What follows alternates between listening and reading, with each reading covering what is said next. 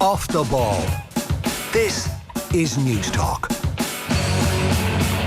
You're welcome back. It is Thursdays Off the Ball. Nathan with you this evening until 10 o'clock. We want to turn our attention to Gaelic football, and in particular the state of the Ulster teams in the Alliance Football League. There's a massive game on Sunday at Healy Park in Omagh where Tyrone take on Kerry. It's a very early start as well. It's a 12:45 throw-in.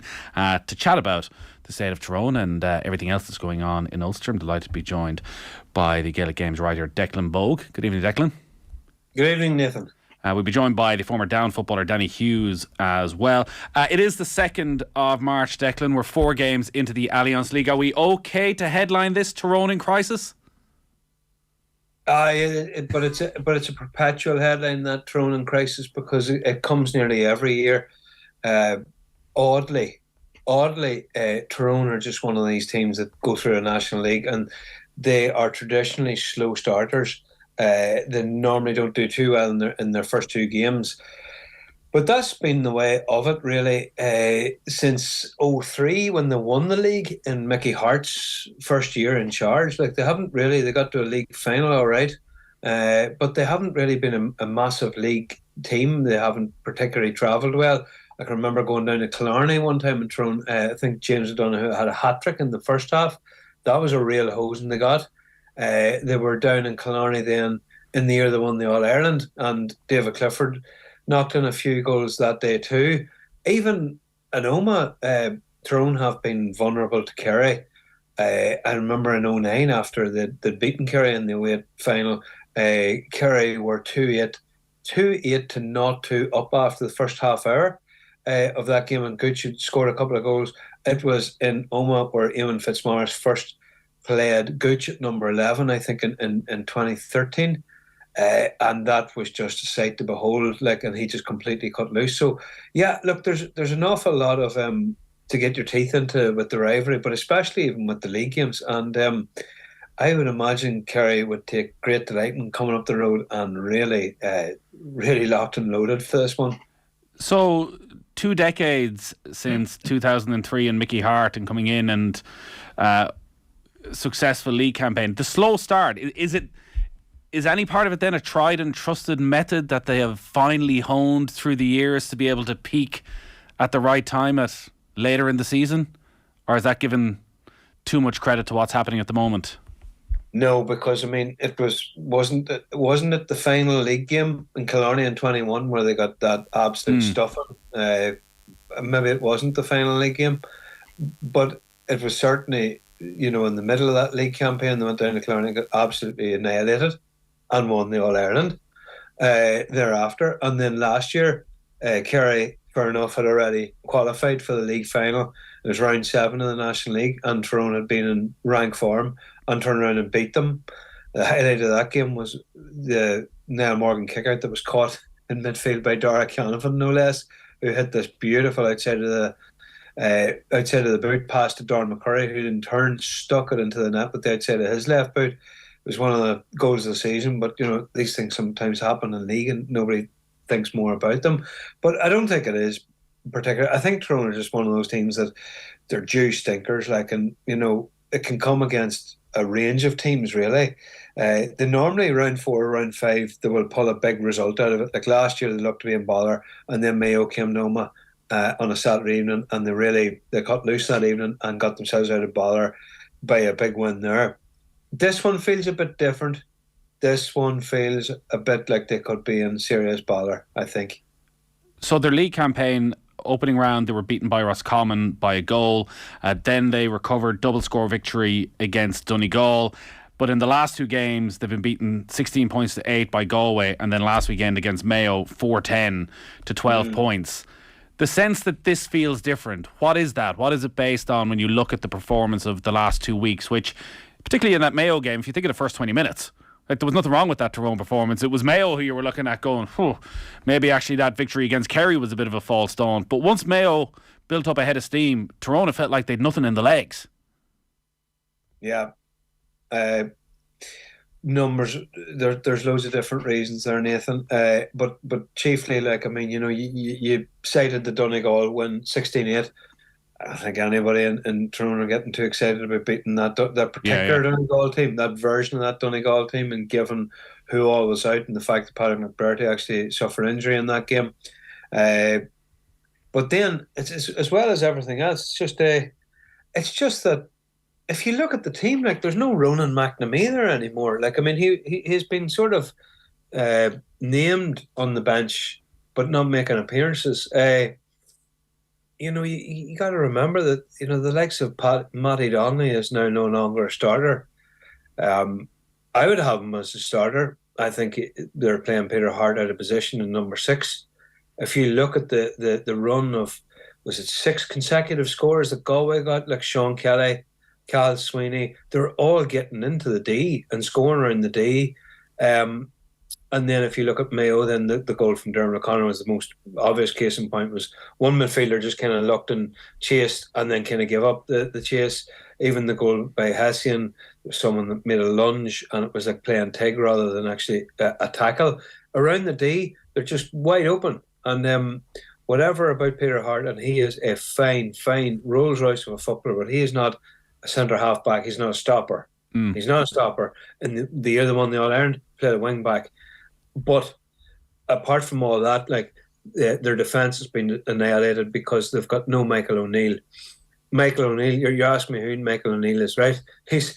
Tyrone got 15 nominations when they won the All Ireland for All Stars. Michael O'Neill didn't. Cal McShane got a nomination and he wasn't even starting in games. But Michael O'Neill is one of these players that coaches absolutely adore and teammates completely adore, because he does the stuff that nobody else really notices. He closes off channels. He will put in a big physical hit. He will be an extra body and as an auxiliary centre half back. He's playing in the number 11 jersey, which was made famous, I suppose, in the last 2 decades by his Arbo clubmate. But he couldn't be any more different than a Brian McGuigan. Like, he's not a man to pick you a pass or anything like that. He is a man of pure, honest, hard work, knowing what's his role and executing that. And from the All-Ireland final, he only played 3 games for Tyrone. That was against Fermanagh in the Championship, Derry in the Championship, Armagh in the Championship. Against Fermanagh, and this was a real warning shot. Like, this man had been out with an ankle injury. After 40 seconds, he got a black card for a trip on James McMahon. His timing was just off. He came back on in that game, obviously, after the black card that period went, and then he had to be taken off. I think he came on as a sub against Derry, and I think he was subbed off after starting against Armagh, which showed you that Fergal Logan and Brian Dooher are desperate to have him in, that they put in a half-fit Michael O'Neill, but they don't have him, nor do they have Colm Cavan anymore, that massive wingspan that he had. I was looking at the Mayo game and I was wondering, who under God is playing sweeper here for Tyrone? And the truth is that I spent most of the game looking at it, I couldn't figure it out, and there didn't seem to be anyone in particular. Now, are they holding something back for the championship? Do they not have that player in the personnel? Is there someone there that could even, do it for a temporary role? Like, why not Matty Donnelly at 6 and put Peter Hart out to the wing? I don't know. And if you can say that Matty doesn't have the aerobic capacity or whatever it is for 75 minutes of football, that's fine. But tell Matty, look, don't go past the 45-metre line. Just be there, be a stopper, shore up all the runners coming through, because you could see in that Dermot O'Connor goal after it went in, he was going ballistic at his teammates, like saying, why is this happening, Anthony Moyles was on. Taking you down that rabbit hole. Like No. It's fascinating because, again, when you're particularly at this early stage where you're sort of half seeing half games and you're wondering is the Mayo game live on TV, and you're reading too much into that. And also it follows on from last year and the fallout, almost 2 years ago, from the fallout of the All-Ireland, of half a dozen players drifting out of the squad and people questioning whether there were issues behind the scene. Last year's championship is incredibly flat in those performances against Derry and Armagh, and everybody is searching for what is the missing link. And it's interesting that it could be somebody like a Michael O'Neill, who nobody's really thinking about, who isn't one of the star names, that actually did a very pivotal job for a group that by the sounds of it, they don't have anyone else who can do that. Yeah, I mean that. It's probably a pet theory of mine, and I've thought about it and I wrote about it last week, and then maybe that's why I'm just blurging it all out like in one lump, like. like a baby snappy, as the old saying goes. But it's not that. I mean, you can't lose Tiernan McCann, and you can't lose the like of Michael Cassidy, Ron O'Neill. You can't lose Conor McKenna and all that and expect the team to be just fine. Like now, maybe there was a case that the like of Niall Devlin, the like of Rory Canavan, Cormac Quinn, all these boys are eventually going to, push them out anyway. Joe Goose, all these young, talented footballers are going to do that. But, like, you have lost some experience. You have lost Rory Brennan, top end players that Tyrone needed because it just makes training, it just elevates training to a completely different standard instead of having people who are merely finding their way and learning the ropes up in Girvahi. But you kind of need those guys you've spoken about as well. Quite often you just need them to give it another year, so that even if they're not in the team, just that they're there at training sessions. I always think of Tommy Walsh saying in his last year, he sort of knew no matter what he would do in Kilkenny, Brian Cody wasn't going to give him a start. But he felt he owed it to this group to be there, to turn up at training, to test the next guy, to show him the level that you have to be at. And if you, as you say, suddenly your A versus B game, the quality of that dips massively if all of those players are missing out. Could you imagine being the 20-year-old wing forward who's chasing after Tiernan McCann up in Girvahi in a training match and say, right, okay, Tiernan McCann's not there? Like, I mean, you'd be breathing a wee bit easier, wouldn't you? You'd be going for an extra scoop of chips with your lunch. But it's like, I mean, also someone like Conor McKenna, and some people didn't really get him. Saying that, he needed to be consistently doing what he was doing throughout 75 minutes of a game. Conor McKenna is not that. And I actually think his Aussie rules background was a huge influence in the type of player he was, right? And bear with me on this. It's like Aussie rules, like he says, you come on, you have a big impact, and you go eyeballs out for 15 minutes, and then you're off again in the interchange. So when Conor McKenna could do virtually nothing for 50 minutes, and then he'd explode, and all of a sudden, like, even in the big games, that's when it counted. And people, like the goals he scored against Kerry, the way he set up goals for Darren McCurry, he just exploded in certain times, but he also did stuff that people were not really expecting. And like last year, for example, when Tyrone were looking vulnerable, they were playing Fermanagh in the preliminary in Ulster, down in Bristol Park. They were actually really struggling to do anything. They got to half time, only for Conor Myler's goal. They were in serious bother because Fermanagh were actually controlling the flow of the game. But what they did is they sent Conor McKenna on. They sent him to mark one of Fermanagh's more senior players, let's say, and he just ran everything ragged. I think he hit the post and someone else followed up for the goal, but he basically was the spark that just ignited them. And then to lose him like that, that's a massive blow. Like, so you've got the dependables, and then you've got the guys who are key to the strategy, the actual playing strategy. You miss all that, then you're bringing in young lads who are 20, 21, and yes, they've had success at underage football, but they've had success. All that tells you is they have had success at underage football. Danny Hughes is now with us, former Down footballer. How are you keeping, Danny? Good, thanks. How are you? I'm not sure how much of Declan's analysis you've been hearing there, but everything he's just spoken about, even in the last couple of minutes, about the makeup of that Tyrone squad, it sounds like a pretty neat description of a team in transition. Yeah, and I got a bit of it there on Declan.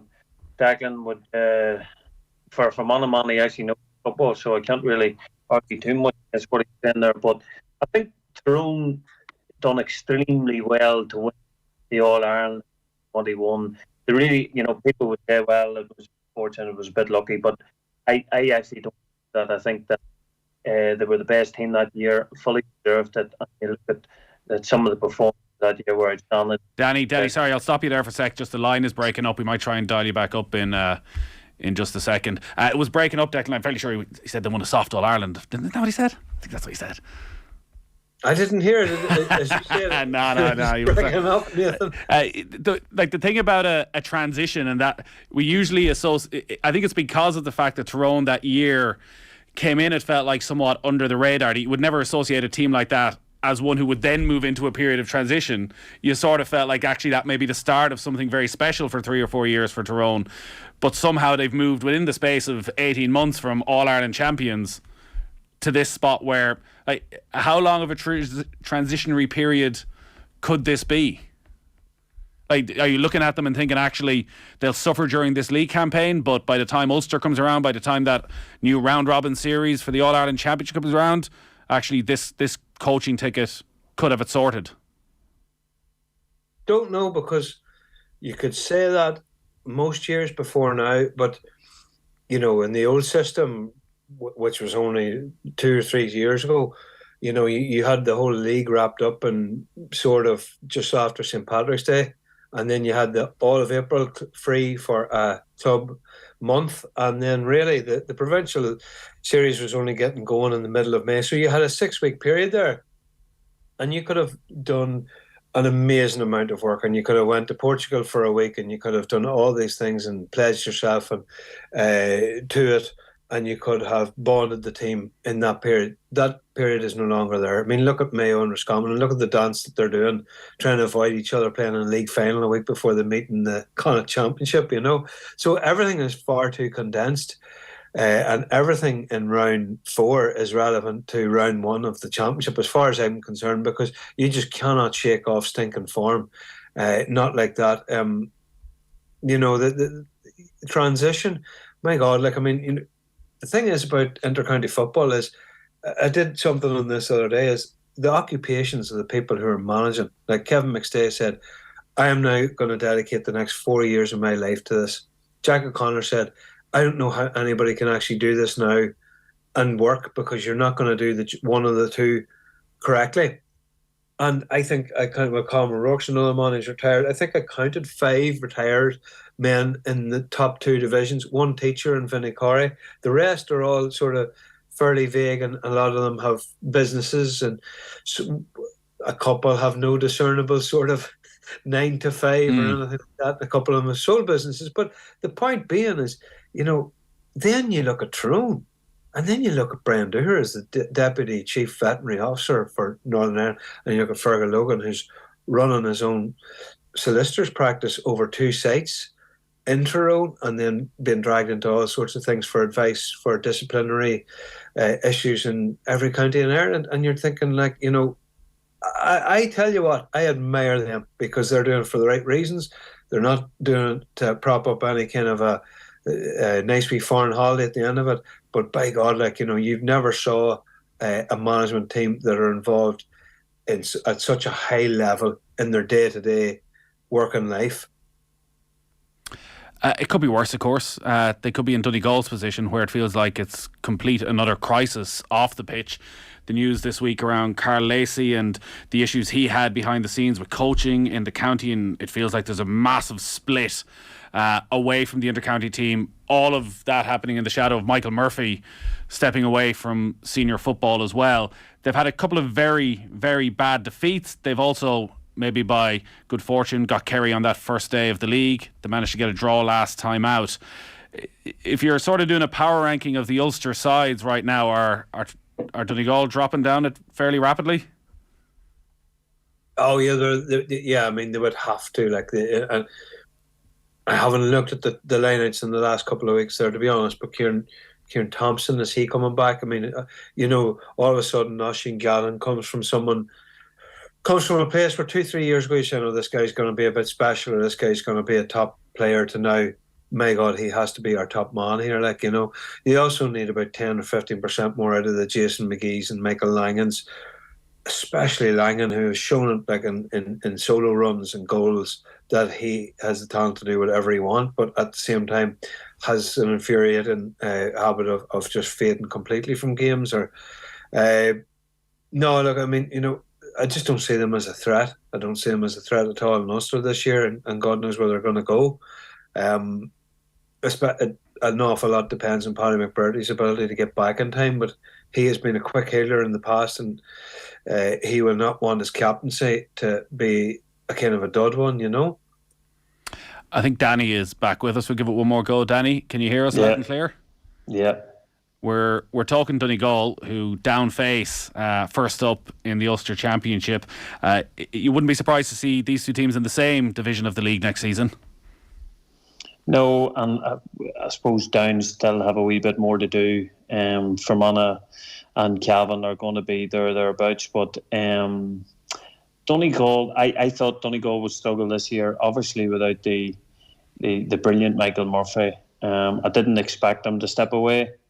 I thought he maybe would have given the new management a year to see them bed in. But last weekend's result actually was pretty good, pretty decent. It surprised me actually, because I didn't think I thought Donegal were going to struggle really, really badly, and the result the first day out against Kerry was excellent. So I think Declan's right. There's a number of fringe players that have threatened to step up and be real top players for Donegal, and probably haven't kicked on in the way that we all thought they would. So I would probably say that while it's going to be difficult for them to stay up, I don't think it's a disaster if they go down either. But I'd have a sneaky wee bet that Down and Uri are going to be ready for Donegal, and without McBurdy, that's a massive blow. Down this time last year were in a bit of a mess themselves, and there were all sorts of off the field issues there with James McCartan when he was in charge. Conor Lafferty has come in, very young man, brought Marty Clark in alongside him. There's a definite buzz around what they might be able to achieve over the next few years. From watching them in their first few matches then in Division 3, what is the game plan? What's the style of football? What's different? Well, when you watch Kilcoo and see how they play, Ken and Murs itself were Down at the minute. They're full of character, they're full of fight, and the one thing that this Down team can do, and it's something that Laverty has put in early doors, is they can score goals.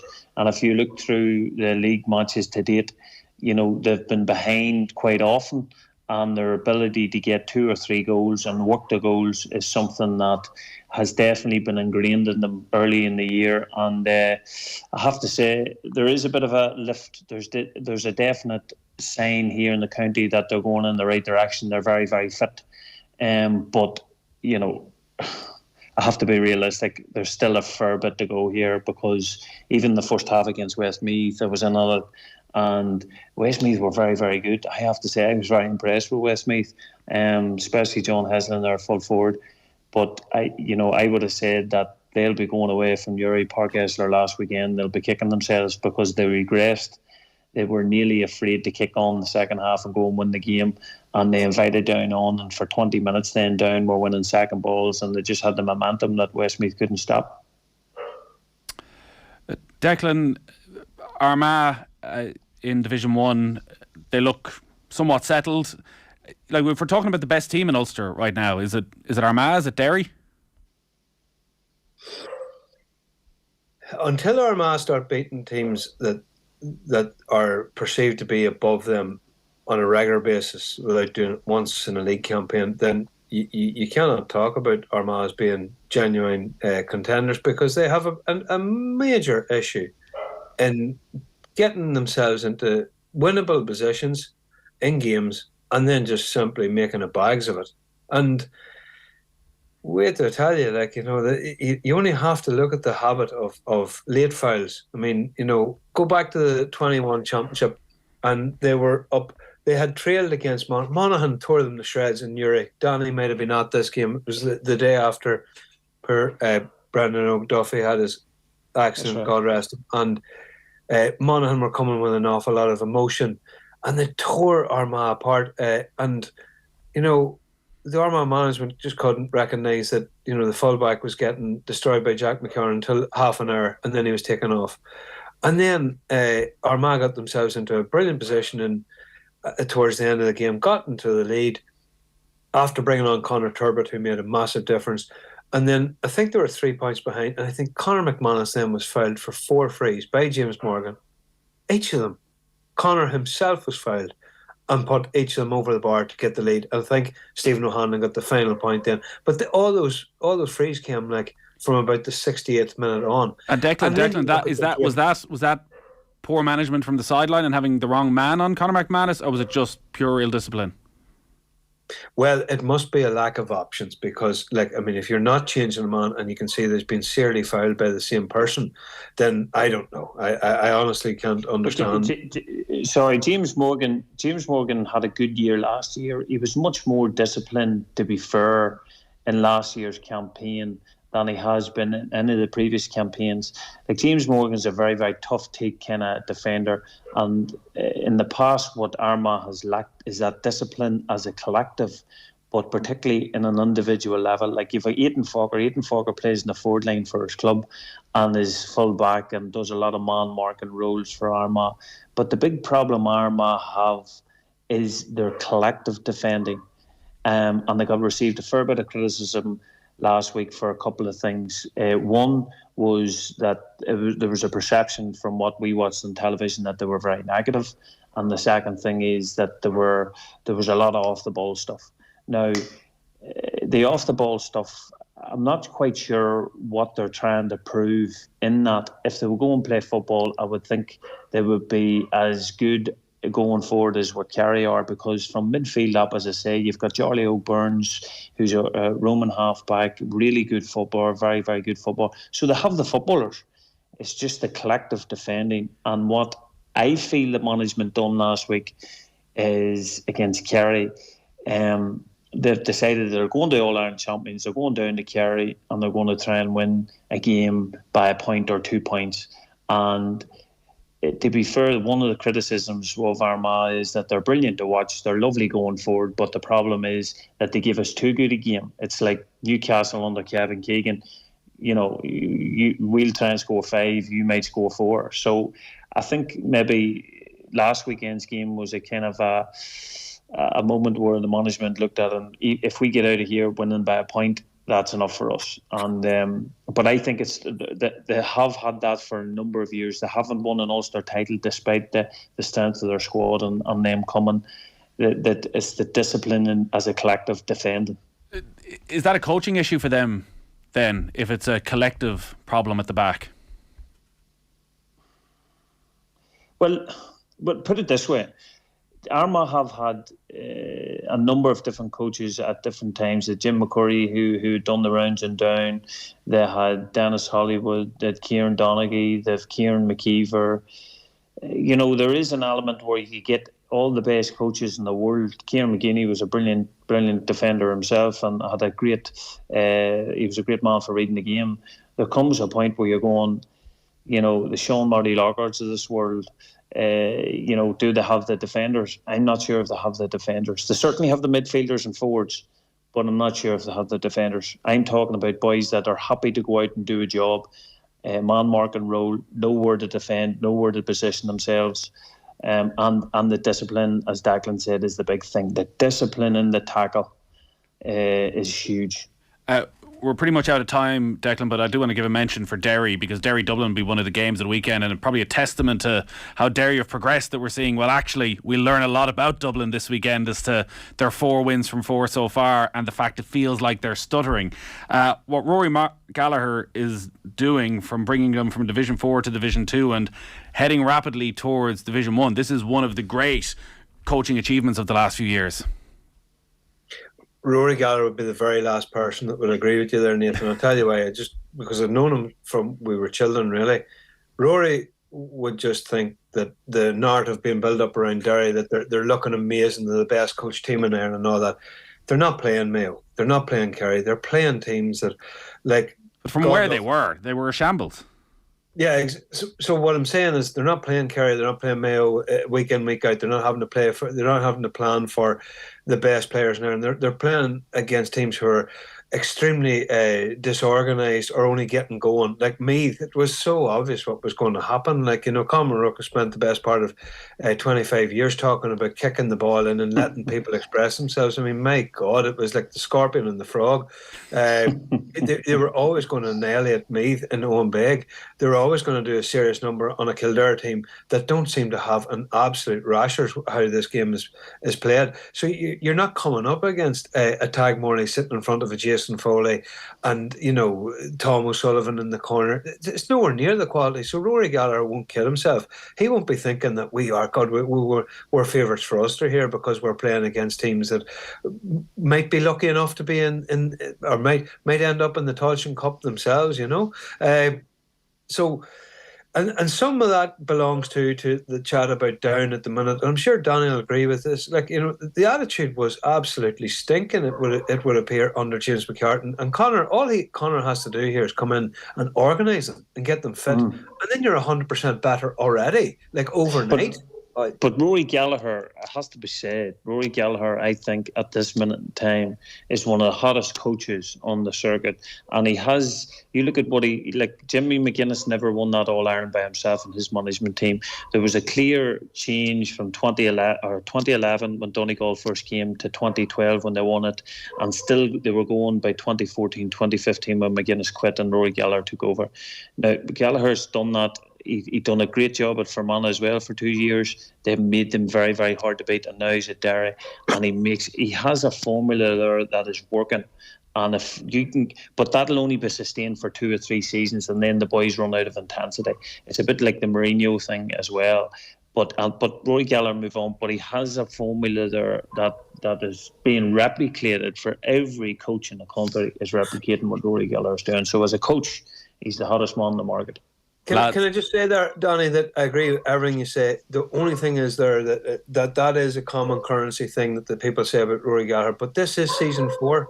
This is season 4 now at Derry, and I think that I agree with you that it was that his teams, they can get a wee bit clapped out or whatever from that high intensity game. But I think the shorter season now will guard against that for someone like that wants the huge commitment all in from day one. I think the short season now will actually work in the favour of someone like a Rory if they demand that off the players. Declan, the dog mustn't be happy with you. He must be from Kildare or something, because barking away in the background there. We got to leave it at that, unfortunately. Declan Bogue, Danny Hughes, great stuff.